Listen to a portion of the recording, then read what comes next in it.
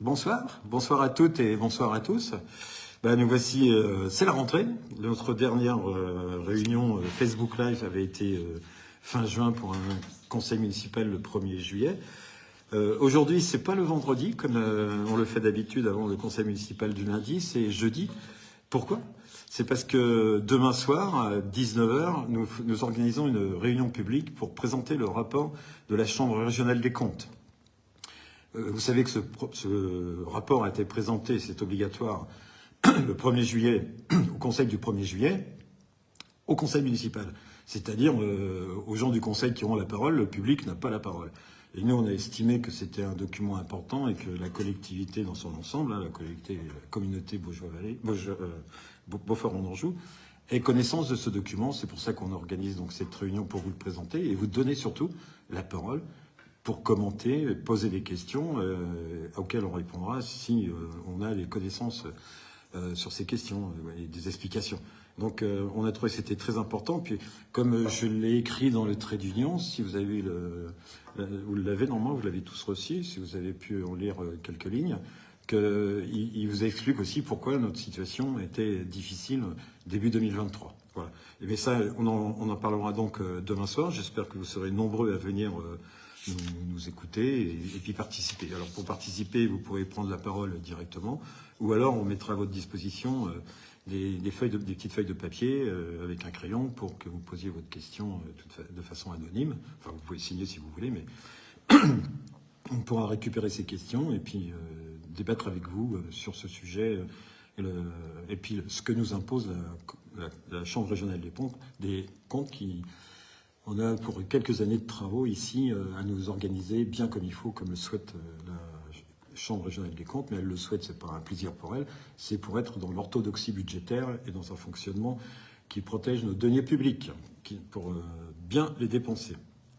Donc c'est pour ça que on est jeudi et que je vous fais ce petit mot de Facebook Live relatif à notre conseil municipal du 16 septembre, qui démarrera à 20 h à la mairie de Beaufort. Ce conseil a 16 points à l'ordre du jour, donc on va les passer en revue rapidement pour vous donner un petit peu la teneur de ce conseil municipal qui est un peu administratif aussi, avec des ventes, des modifications. Enfin bon, alors comme d'habitude, ce conseil municipal commence par les décisions que j'ai prises dans le cadre de la délégation qui est donnée au maire. Donc c'est des décisions budgétaires modificatives qui portent sur des virements de crédit, c'est assez technique aussi, entre lignes, entre chapitres, et ça concerne donc des versements de lignes le résultat, c'est un investissement sur les routes, 40 000 €, et pour faire cet investissement, on a pris de l'argent dans le fonctionnement sur différentes lignes qu'on a reversé donc sur des lignes d'investissement. Voilà. Et donc il faut que ce soit voté en conseil municipal puisqu'il s'agit d'argent qu'on change d'affectation qui était prévue à l'origine. Donc c'est la première décision que j'ai prise. Et puis la deuxième décision que j'ai prise, ça concerne la piscine, et c'est la création de la régie. Une régie, c'est pour recevoir de l'argent. C'est une caisse, pour être relativement simple. La piscine a changé de fonctionnement au 1er août. C'est un marché de services donc on peut raisonner comme une sous-traitance. Et c'est donc l'argent qui rentre à la piscine pour payer son entrée, pour payer ses abonnements, pour payer des achats de boutiques, des différentes animations. Cet argent, ça rentre dans les caisses de la commune directement. Donc c'est pour ça qu'on crée une régie pour recevoir cet argent qui rentrera dans nos comptes. Voilà. Donc c'est la deuxième décision que j'ai prise et c'est la dernière pour ce qui concerne depuis le 1er juillet 2024. Ensuite, on passe donc au lotissement des héros. Ça, c'est une délibération. Ça fait longtemps que les héros, c'est les tranches 1, 2 et 3 qui ont été construites, et il s'agit de la rétrocession des voiries et des réseaux. Donc c'était classique, c'était prévu dès l'origine, avec donc les conditions à réaliser, les conditions qui concernent donc la route, la voirie, les réseaux. Donc les espaces verts aussi. Donc, on a pu constater que tous ces éléments sont aux normes de ce qu'on souhaitait qu'ils soient. Donc, il sera procédé donc, à la rétrocession. Donc, ça veut dire que ces équipements, ces aménagements, vont tomber dans le domaine communal. C'est la commune qui s'occupera donc de la voirie, etc. Et puis, les réseaux, l'assainissement, l'eau, etc., les différents concessionnaires. Donc ça, c'est la première délibération, après les décisions. À cette occasion, je peux parler un petit peu des héros, c'est en complément. Les travaux de voirie, il va y avoir des travaux de voirie bientôt, qui vont consister à mettre un enrobé sur la partie qui est en impasse de la rue des Héros vers la 347, en parlant du croisement avec la rue des Hirondelles. Donc ça va être aménagé, un enrobé, c'est pour ça qu'après on procédera à la rétrocession de tous ces équipements. Le troisième sujet, c'est une vente de parcelles. Donc, il y avait déjà eu une vente de parcelles vers les champs de la ville. C'est une personne qui souhaite agrandir son petit jardin. Nous, on est limitrophe avec cette personne. Et on va lui vendre donc une parcelle, une superficie de 100 mètres carrés. Donc, ça va être réalisé. Bien évidemment, le nouveau bornage sera aux frais de la personne qui achète. Et je crois qu'on vend ça à 50 € du mètre carré, quelque chose comme ça. À 10 € le mètre carré, et on vend 100 mètres carrés. Voilà la vente qui va être réalisée. Ensuite, on a une régularisation, ça concerne l'occupation du domaine public de la rue Saint-Benoît. Alors, en décembre 2022, il a été délibéré la vente de terrain à Maine-et-Loire Habitat pour y construire 4 pavillons avec garage. Et le bornage a été fait, mais le PLU exige pour des raisons d'alignement que le bornage soit repris pour bien s'aligner. Ce qui fait que Maine-et-Loire Habitat va sur une parcelle qui s'appelle AX 1115, pour ceux qui connaissent le PLU. On va réaligner et se conformer au PLU, ce qui fait que cette parcelle passera de 745 mètres carrés à 755 mètres carrés. Donc, Maine-et-Loire Habitat va recevoir 10 mètres carrés de plus, mais les nouveaux frais de bornage seront aussi à sa charge. Donc, on va procéder à cette régularisation conforme au PLU. Ensuite, c'est un sujet très intéressant, je pense qu'on en discutera beaucoup, c'est la vente d'un ensemble immobilier au 14 rue Bourg-Guillaume. Alors, quand je dis ça, c'est le 14 rue Bourg-Guillaume, c'est là où il y avait la trésorerie, pour les gens qui s'en souviennent. C'est un peu plus... Il y a l'auberge de Beaufort qui est là, et c'est presque en face, c'est en face de l'auberge. Et derrière cette façade sur rue, il y a un bâtiment qu'on appelle le presbytère actuellement, qui est assez ancien, je crois que c'est 16e, 17e, et il a servi pour la trésorerie, parce que je crois que le trésorier y habitait en son temps, il y a très longtemps.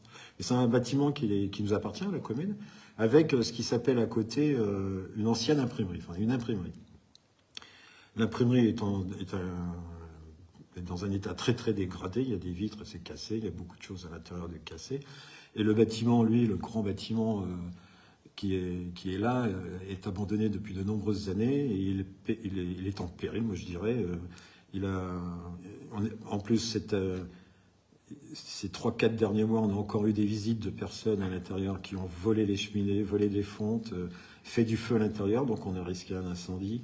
Enfin bon, c'est un bâtiment qui est difficile à maintenir, et si on ne fait rien, on pense qu'il pourrait péricliter vraiment.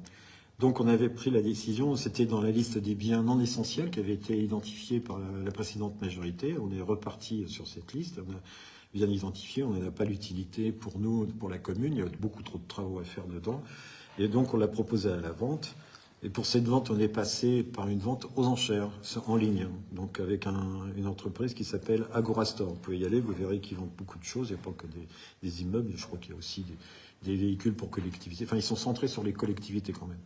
Et donc, cette vente aux enchères, pour participer à la vente aux enchères, il y a eu de la publicité qui a été faite donc sur Internet, il y a eu pas mal de passages de personnes, qui ont regardé, qui ont posé des questions. Il y a eu des visites organisées sur place, 3 journées de visite, ça doit faire 17, je crois, visites de particuliers, ou pas d'ailleurs, je ne sais pas les types.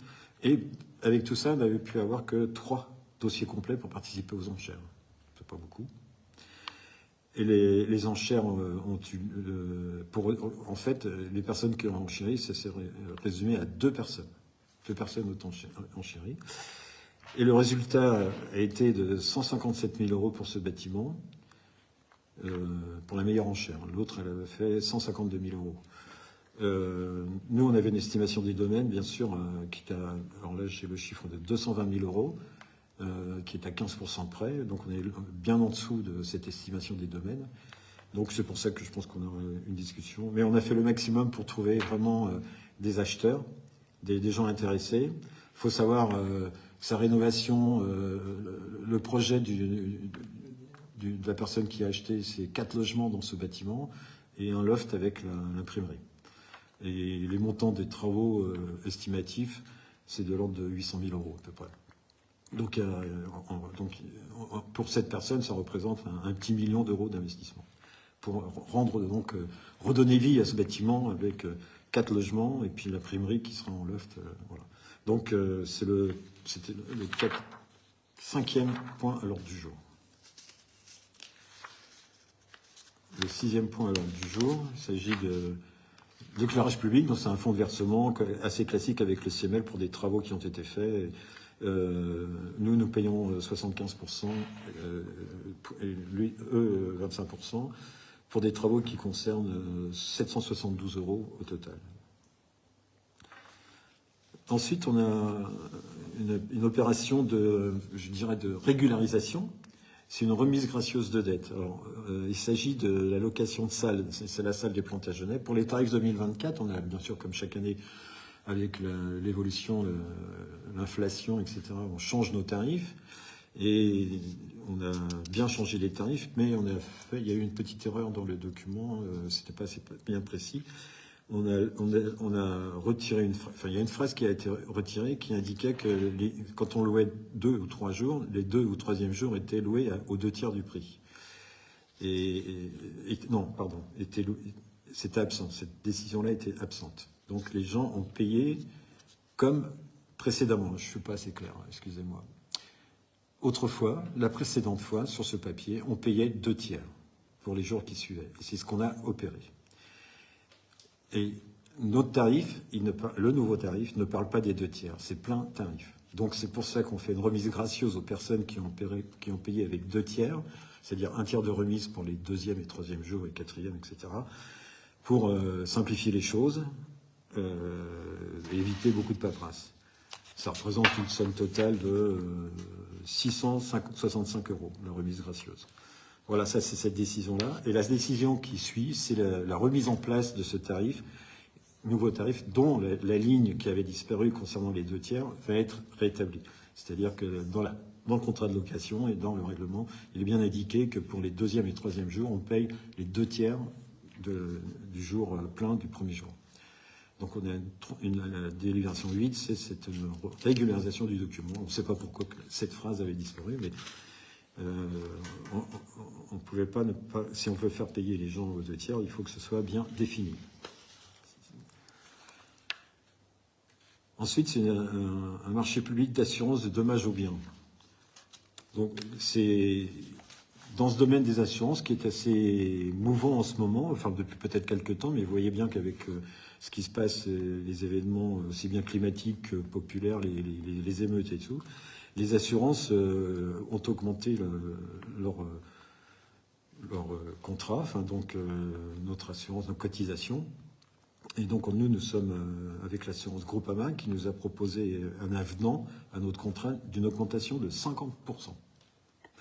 C'est beaucoup. Alors on a un contrat qu'on a signé en 2020, mais il y a des clauses qui permettent donc aux assureurs d'augmenter de 50%, et c'est le maximum.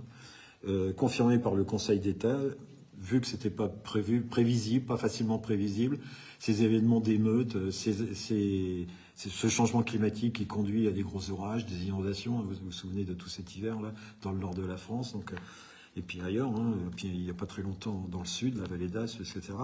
Donc, ils peuvent augmenter de 50%. Nous avons fait une réunion avec eux, nous avons étudié, et nous avons conclu qu'il fallait que nous acceptions, pour simplifier les choses, de passer à cette augmentation de 50%, donc la signer pour le 1er octobre, avec donc une cotisation qui s'appliquera à partir du 1er janvier 2025.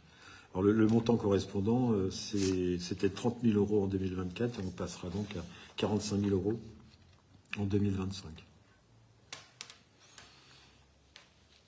Une question.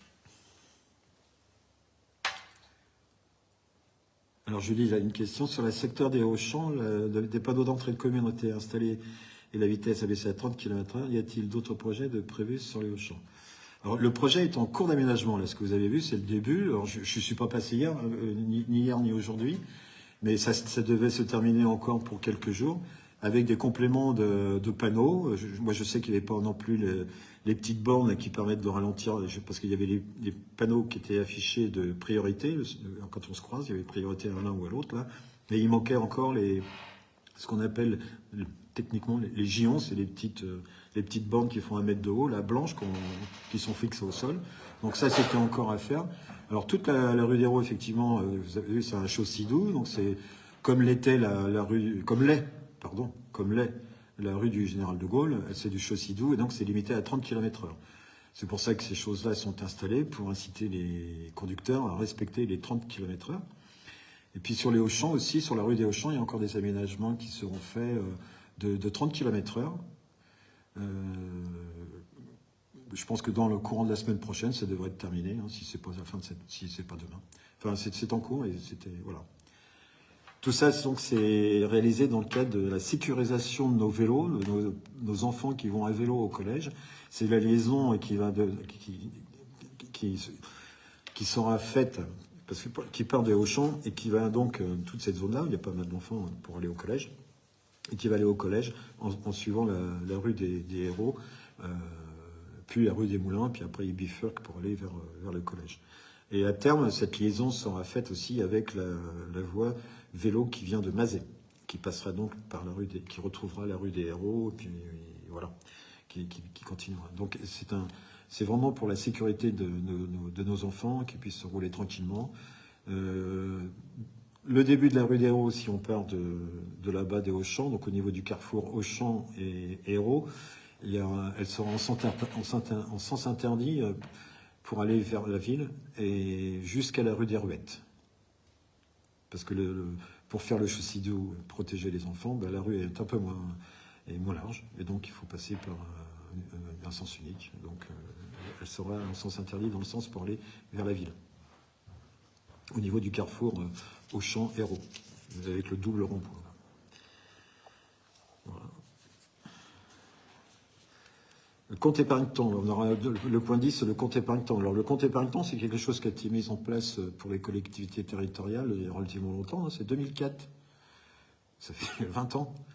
Et puis le contrôle de la CRC, là, de la Chambre régionale des comptes, quand elle a regardé toutes nos affaires, elle s'est aperçue qu'on n'avait pas défini, on en a un compte épargne-temps, mais les modalités d'utilisation n'ont pas été définies, n'ont pas été votées. Donc, on met en place, là, il y a 2 ou 3 pages, sur comment on utilise un compte épargne-temps, c'est comment on pose les jours, comment on les prend. Voilà, c'est le règlement de l'utilisation des comptes épargne-temps. Je rappelle, le compte épargne-temps, c'est pour, si on ne prend pas tous ces congés, on peut mettre des jours dessus, donc ils sont épargnés. Et puis, ici, dans notre fonction, on peut aussi épargner des heures. Mais ça marche qu'en jour, c'est-à-dire qu'un jour c'est 7 heures, il faut attendre d'avoir 7 heures d'heures supplémentaires pour faire un jour. Et le compte épargne-temps est limité à 60 jours. Et à côté de ça, alors ils ne sont pas monétisés, on ne monétise pas, c'est-à-dire qu'ils ne sont pas remplacés, si on ne les prend pas, ils ne sont pas remplacés par de l'argent, sauf dans des cas bien précis, et notamment, j'ai bien celui en tête, qui est le décès de la personne. Si la personne décède et avait un compte épargne-temps avec 10 jours dessus, il est bien évident qu'on va donner l'argent qui correspond à ce nombre de jours à ses ayants droit, ses héritiers. Voilà. Mais autrement, c'est pas monétisé. Et donc, comme il y a de l'argent en jeu, il faut aussi qu'on fasse des provisions. Alors ça, c'est un autre aspect, je crois qu'on n'en traite pas là, ça on le fera, mais ça veut dire que nous, pour l'instant, on n'a aucune provision. S'il y avait des événements, on n'a pas d'argent dédié à rembourser les comptes épargne-temps. Voilà, donc ce sera le point qui est en fait une régulation de mise en place et qui éclaircit le mode d'utilisation de ces journées épargnées. Et puis comment on les épargne aussi. Après, on a quelque chose de très classique qui est, pour ceux qui nous suivent, la modification du tableau des emplois. Vous savez qu'on doit tenir à jour les emplois, donc les mouvements de personnel, quand il y a des emplois qui disparaissent et des nouveaux emplois qui apparaissent. Alors, on avait déjà fait ça le 27 mai dernier, on avait présenté le tableau des emplois, là on le modifie, parce que on a des personnes qui sont arrivées, qui avaient été oubliées, mais bon, ne vous inquiétez pas, elles étaient payées et tout, c'est dans notre tableau, elles étaient oubliées. Donc, qui concerne la filière médico-sociale, c'est dans notre relais petite enfance, il y a une personne qui est partagée avec Mazet, qui travaille à 50% avec la ville de Beaufort, et ben, on ne l'avait pas répertorié. Donc, on n'avait pas indiqué sur notre tableau des emplois qu'elle était là. Donc, on rajoute cette personne. Et puis ensuite, dans les autres filières techniques, il y a des changements de durée de travail. Des personnes qui sont passées de 32-35e à 35-35e. Enfin, il y a, je vais noter, j'essaye de retrouver.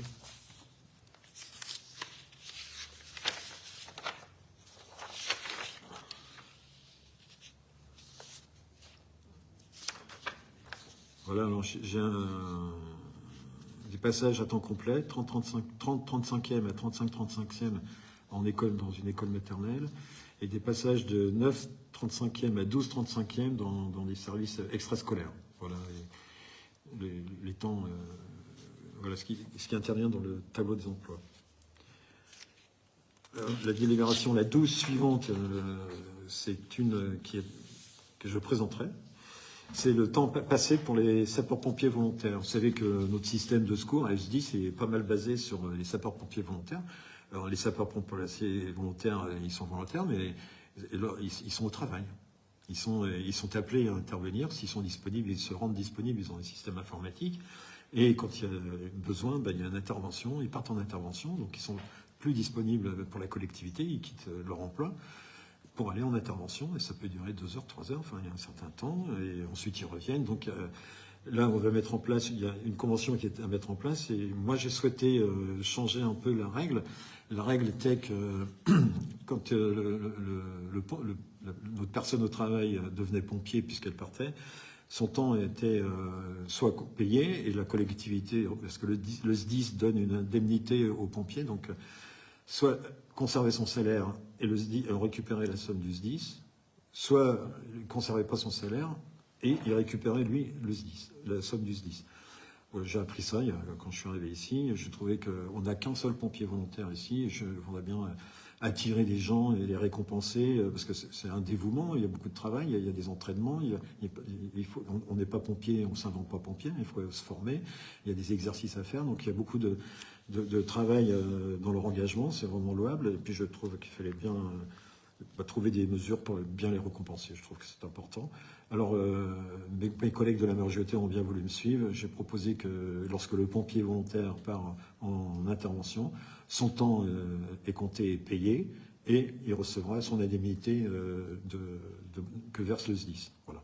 Donc, c'est cette convention. Il faut que ça passe bien évidemment au conseil municipal, puisqu'on va attribuer de l'argent en plus à ce monsieur, puisqu'il travaille travaille plus puisqu'il n'est pas là, mais son salaire sera conservé et il touchera l'indemnité du SDIS.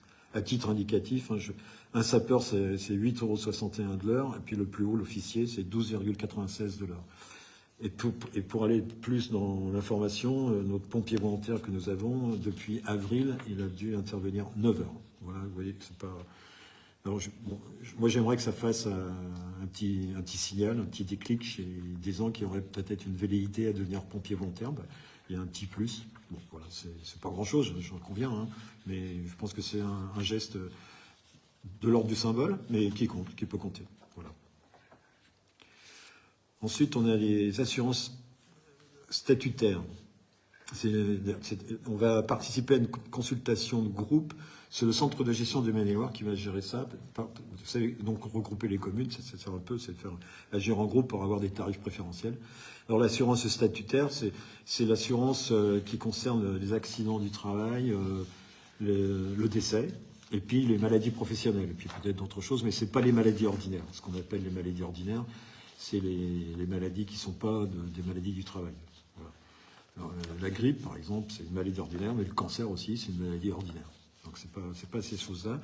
Et donc on votera, je demanderai l'accord à l'Assemblée pour participer à cette consultation du centre de gestion pour un achat de groupe, mais sans engagement de notre part, en attendant le résultat, si c'est intéressant de participer avec toutes les communes à ce que va faire le centre de gestion Maine-et-Loire. Ensuite, il y a une convention OGEC. Alors, l'OGEC, c'est l'organisme de gestion des établissements catholiques. Donc, vous savez qu'on a une école privée, avec la Source à Beaufort, avec laquelle on travaille, notamment à la cantine.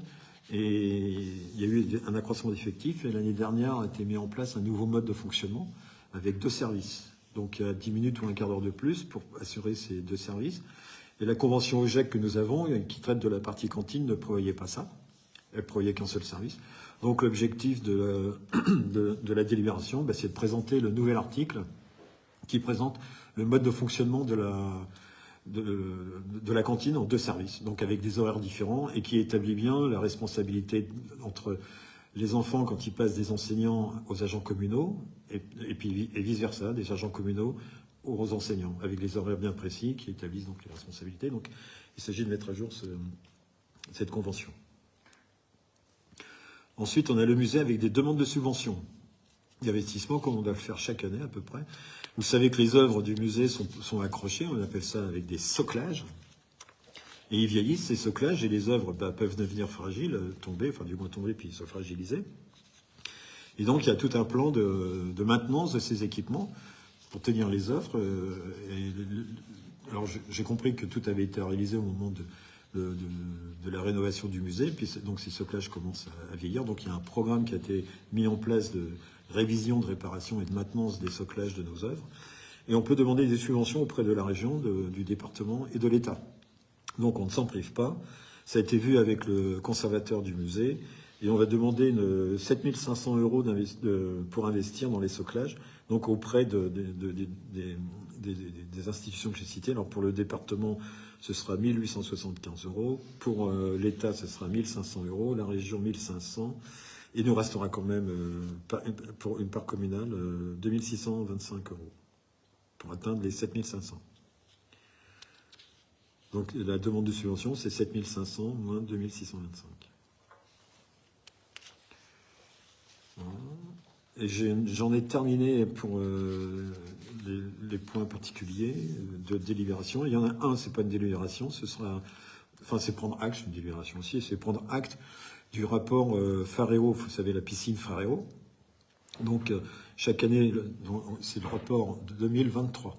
C'est donc de la délégation de service public que récréa l'ancien exploitant AVEB. Et donc c'était une délégation de service public, et chaque année, le délégataire fait un bilan, un rapport d'activité. Donc ce rapport d'activité vous sera présenté. Le rapport d'activité parle du nombre d'entrées, d'où viennent les enfants, d'où viennent les gens qui viennent à la piscine, les coûts énergétiques, les consommations d'eau, etc. Donc tout ça se sera présenté donc en dernier point à l'ordre du jour. Alors, je voudrais compléter mon intervention par vous rappeler, si vous n'avez pas vu dans le trait d'union, regardez-le dans une page, je ne sais plus laquelle, il est organisé une réunion d'accueil des nouveaux habitants qui aura lieu le 12 octobre, qui commencera au musée et ça se terminera par un pot dans les Halles. Et entre-temps, on vous aura présenté avec un petit diaporama et les élus, on vous présentera la ville de Beaufort. Alors c'est intéressant, on a écrit, je crois, du 1er septembre 2023, enfin tous les nouveaux arrivants depuis 2023 et jusqu'à maintenant, ils peuvent s'inscrire. Il y a un petit QR code, il faut s'inscrire. Et puis j'espère qu'on passera un bon moment convivial et faire découvrir la ville de façon très, très simple et très agréable. Bientôt, je voudrais rappeler, il y a les journées du patrimoine. C'est le 20 et 21, c'est ça, hein. Il y a nos bâtiments habituels qui sont à visiter. Et il y aura une nouvelle chose, c'est alors on dit la pharmacie de l'ancien hôpital ou maternité, la boutiquerie aussi, qui sera à visiter. C'est très joli, c'est très, très agréable à voir.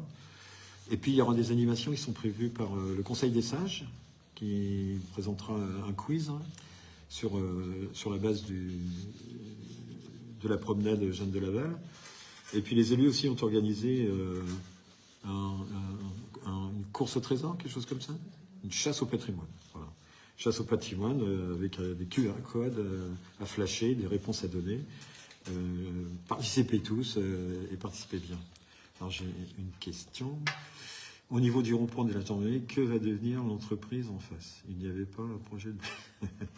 Oui, je vois, c'est ce qu'on appelle entre nous, et puis peut-être que les gens de la ville, ça s'appelle le champ. Actuellement, le champ est occupé par une entreprise qui travaille, qui fait du stockage.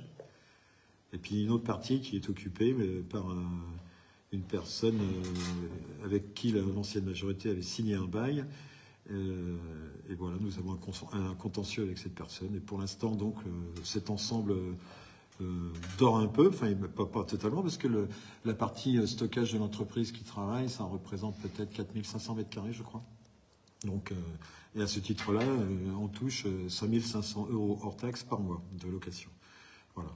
Pour l'instant, on en est là, dans cette situation, avec un contentieux avec la partie bowling, parce qu'il devait s'installer un bowling, mais pour aller installer le bowling, il devait y avoir des gros travaux qui n'ont pas été pris en compte par la majorité précédente. Et nous, quand on est arrivé, on a fait le constat qu'il n'y avait aucun argent disponible, aucune étude de fait non plus. Il fallait réaliser ça en 3 mois, impossible, pas d'argent. Voilà.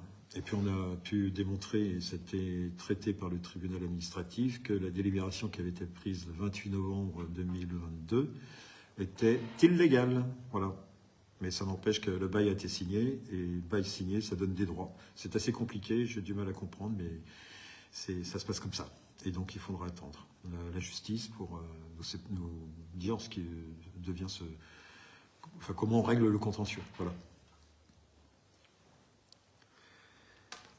Donc j'en étais aux journées du patrimoine. La mairie est ouverte. C'est moi qui serai à la mairie. Donc je vous accueillerai pour vous montrer la mairie, notre belle mairie de Beaufort. Celle de Gé aussi est ouverte. La même chose. Alors je ne sais pas si c'est ma collègue maire déléguée, Madame Ménian, mais je pense qu'elle y sera, certainement. Voilà. Est-ce s'il y avait d'autres questions? Voilà. Je vous remercie de vos questions là.